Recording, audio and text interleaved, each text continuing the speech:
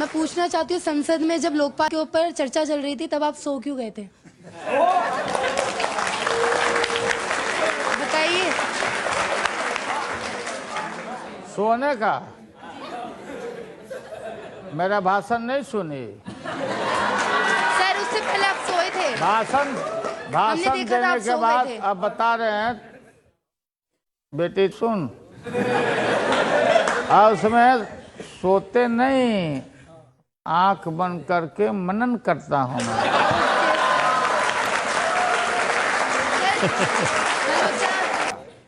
अन्ना जी का आदर हम करते हैं, गांधीवादी हैं, लेकिन इनको भी कह दिया।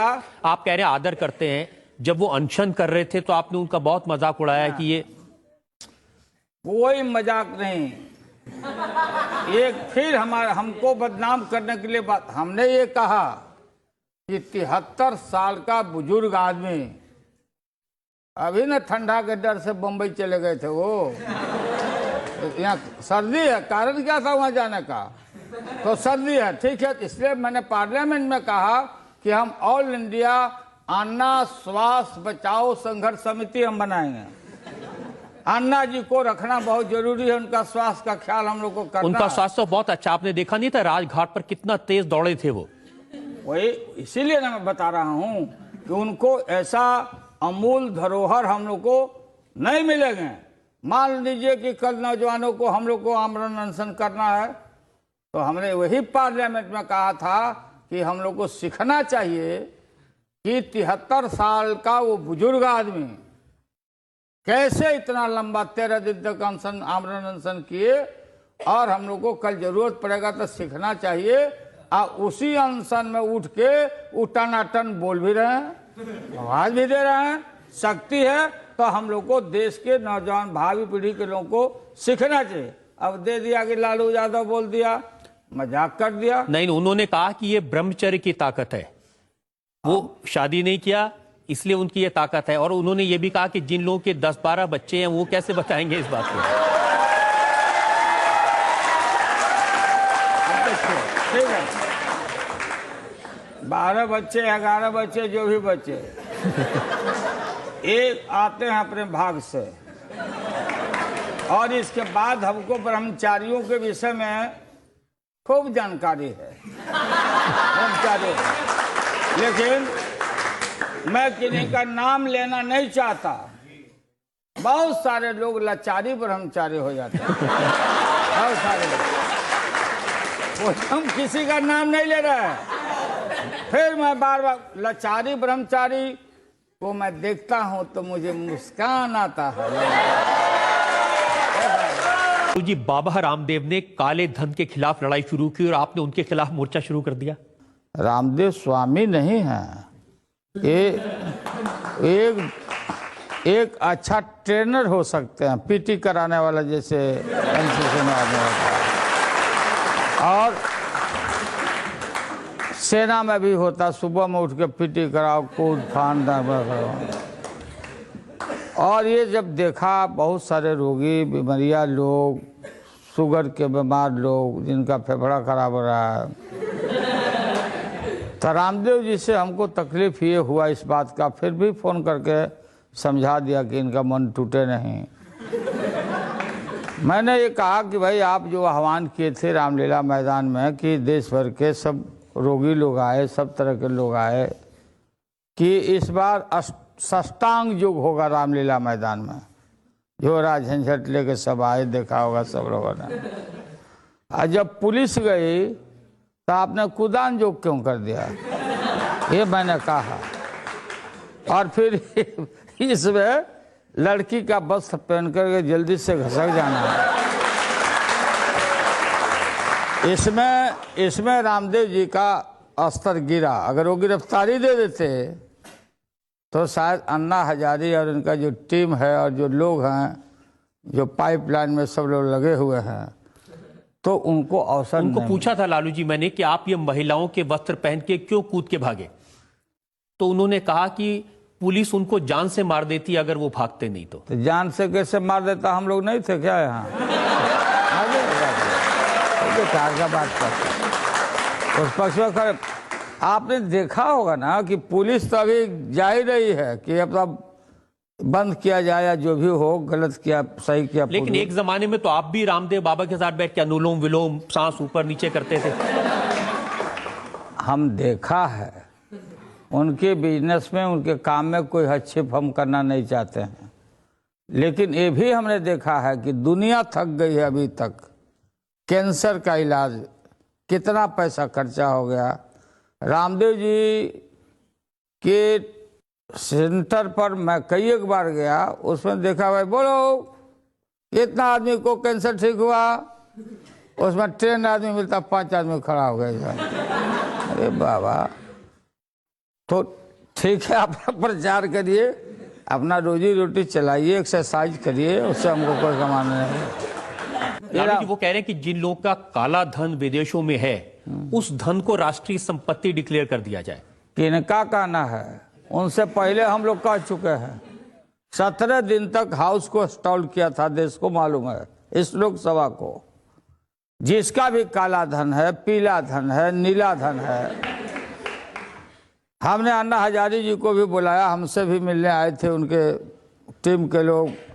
तो हमने कहा कि भाई आप ये बताइए कि ये स्विस बैंक में जो खाते हैं, चाहे जिनका भी खाता हो, या ये लोकपाल बिल हम बना देते हैं, कोई भी लोकपाल बिल बना देते हैं, तो ये गारंटी देता है क्या भ्रष्टाचार मिटाने का? बोले कि नहीं, भ्रष्टाचार तो नहीं मिटेगा, लेकिन कुछ लोग डराएंगे। हमने कहा एक ही उपाय है, आपके साथ हम लाठी लेके खड़े हो जाते हैं।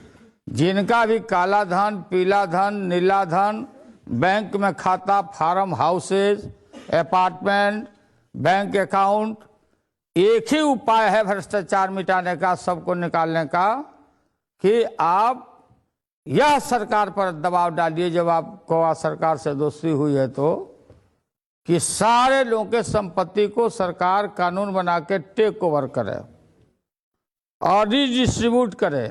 जिनकी संपत्ति ली जाए, 1 यूनिट उनको छोड़ दिया जाए, ताकि उनके भी बाल बच्चे हैं। तो यही बात तो बाबा रामदेव कह रहे हैं, जो आप कह रहे हैं। हाँ, बाबा रामदेव कर रहे हैं। बाबा रामदेव का तो अब फिर आगे हम कुछ बोलना नहीं चाहते हैं, उनके भीतर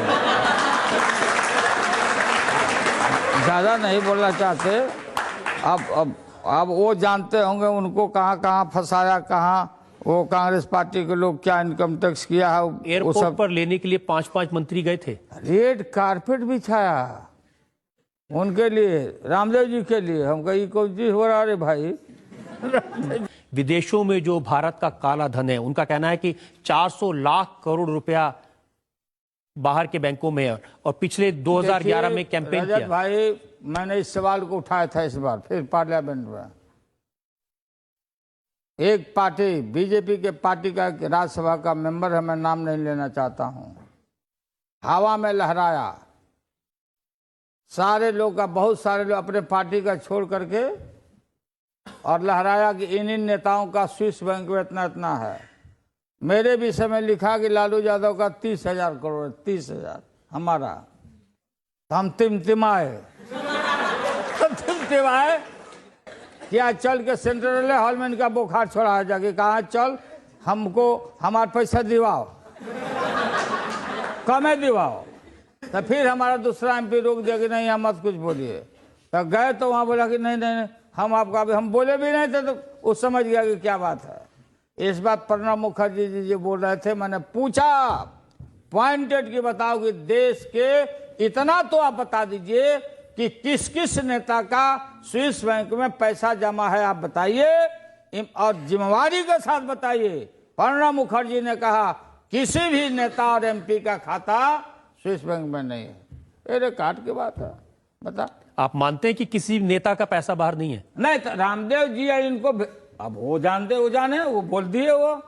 लेकिन हमने कहा कि भाई यहीं पर अनशन क्यों कर रहे हो आप लोग, एक बार चले जाओ ना वहाँ, संसार भर में समर्थन है। और ऊँट हम मंगवा देते हैं 40 गो राजस्थान से, जाकर लाद के ले आओ।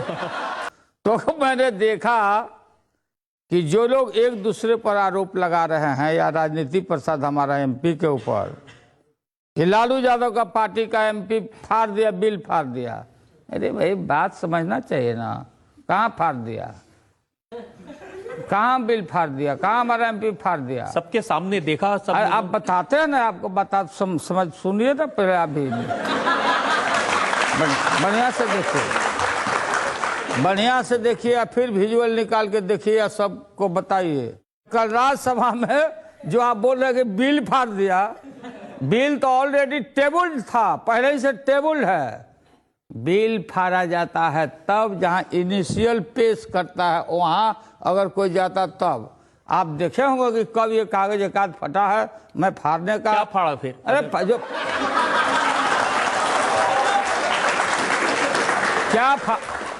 क्या फाड़ा सो आगे हम नहीं बोलेंगे, लेकिन जो फाड़ा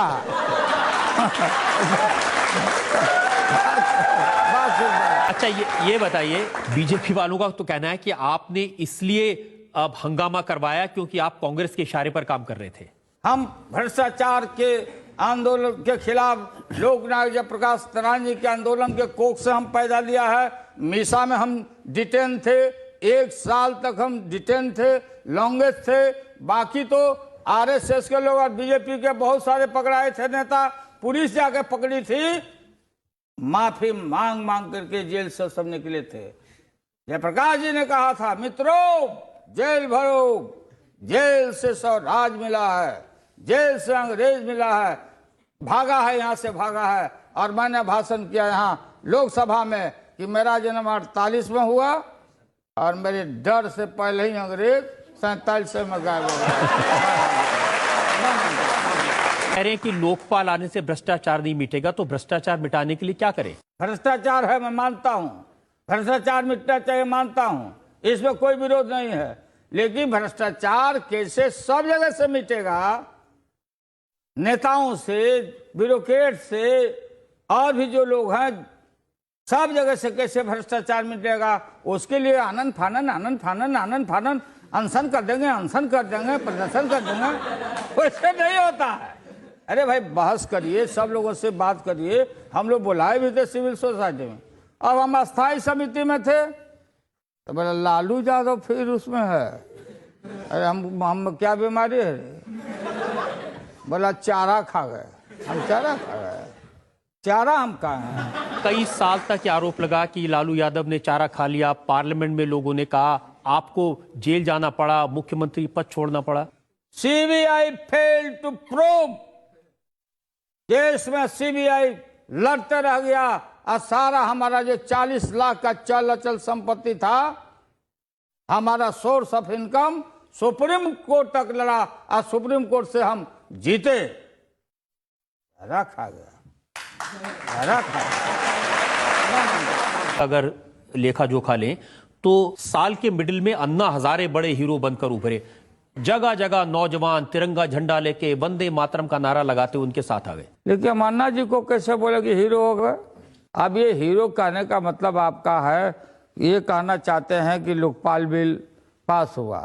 कहाँ पास हुआ? न पास हुआ न फेल हुआ, अधर में लटका हुआ। मैंने पूछा, अन्ना हजारे जी से पूछा, उनके टीम के लोगों से पूछा कि हम जानना चाहते हैं, सब देश जानना चाहता है कि सिविल सोसाइटी का चुनाव कब हुआ, आप ये 5 आदमी कब चुने गए? प्रशांत भूषण, उनके पिताजी शांति भूषण, किरण बेदी, केजरीवाल, और आप तो ठीक है गांधीवादी आदमी हैं, अच्छा ठीक है, लेकिन इस देश में दोबारा कोई गांधी नहीं हो सकता और दोबारा कोई लोकनायक जयप्रकाश नहीं हो सकता। आप बताइए कि आप 5 आदमी का चुनाव कब हुआ? On the behalf of the country, people, नागरिक, सिटीजन। 30 करोड़ आबादी है। ये जो 5 लोगों की आप बात कर रहे हैं, इनको रिकॉग्निशन तो सरकार ने दिया मैं था। वही कहने जा रहा था, तब तक आप टोक दिया।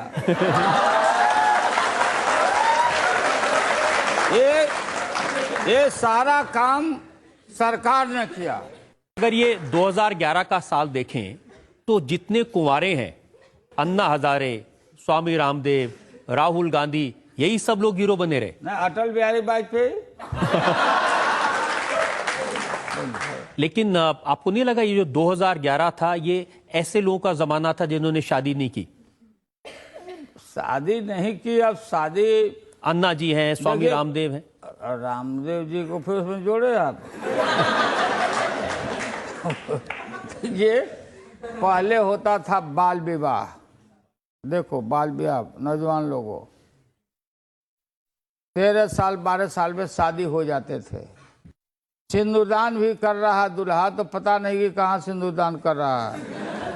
कपड़ा पर्दा रहता था कन्या के सामने, गौना होता था पहले। लड़की जब मैच्योर हो जाती थी तो गौने होते थे। हमारा गौना हुआ है, ये समझो। अब क्या हम लोगों ने देखा भी नहीं था, कोई चेहरा पहले नहीं देखा कि राबड़ी देवी का रूप रंग क्या है। हमारी जो पत्नी है, आप कह रहे हैं कि आपने जब शादी, आपको कुछ पता नहीं था कि कब शादी होगी, किससे शादी होगी? ये कहाँ पता रहता है किसी को कब शादी होगा, कैसे शादी होगा, क्या शादी होगा। लेकिन ये तो पक्का ही था कि शादी होगा।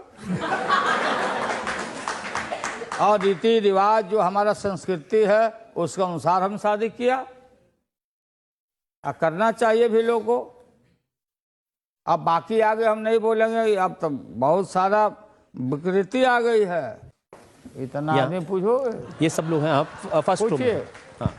कहते हैं जब तक रहेगा समोसे में आलू, जब तक रहेगा समोसे में आलू, हमें कब तक डराएगा लालू जी ये भ्रष्टाचार का भालू? कोई भालू नहीं डराएगा। रूखा सूखा खा के नींद से सुतिए आप। देख वीरानी चौपड़ी मत ललचाओ जीव। अब बात समझ गया, अब अपना देखो, ठीक है। साईं इतना दीजिए जामे कुटुंब समाए, मैं भी भूखा ना रहूं साधु भूखा न जाए। है प्रभु हमको इतना ही दीजिए जिससे मेरा परिवार। ये करिए। लालच ये आखिर क्या हो रहा है जो हो रहा है, भूम मच रहा है, सब इधर उधर मिला रे की रे का रे धन रे। एक अपार्टमेंट से काम नहीं चल रहा है, 10-10 अपार्टमेंट चाहिए। आप तो जो साधु प्रवचन देते हैं उनसे भी अच्छा प्रवचन दे रहे हैं। हम कभी बढ़िया प्रवचन देते हैं, और लेकिन हम नहीं चाहते हैं कि हम इसमें इंटर करें। साधु वगैरह लोग हैं, बहुत लोग हैं, वो उनका भी स्थान अपना है। सब आप कह रहे हैं कि अगर आप उसमें एंटर करेंगे तो उनका बिजनेस, हाँ, थोड़ा असर पड़ेगा। लालू जी ये साल खत्म होते होते सबसे बड़े हीरो तो आप बन गए पार्लियामेंट में, जो आपकी परफॉर्मेंस रही लोकपाल पर। और शत्रुघ्न सिन्हा जी कह रहे हैं कि आपको नेशनल पर्सनैलिटी डिक्लेयर कर देना चाहिए। देखिए मेरे सामने जो भी पड़ता है सरेंडर कर जाता है। और शत्रुघ्न सिन्हा जी बोल रहे थे भोजपुरी के पक्ष में कि अष्टम सूची में रखना चाहिए, और भोजपुरी का ज्ञान उनको है नहीं। हम हैं भोजपुरी इलाका के रहने वाले लोग, तो मैंने कहा कि भाई भोजपुरी में बोलिए। तो वो मतलब देखे कि लालू जी और बोलेंगे तो हमको वो राष्ट्रीय पर्सनालिटी का अनुशंसा किए। तो हम तो उनको धन्यवाद दे दिया।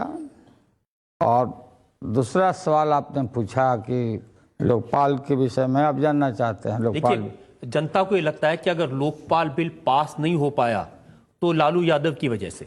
नहीं, देखिए पास और फेल हमारा 4 MP वहाँ है, 4 MP राज्यसभा में है।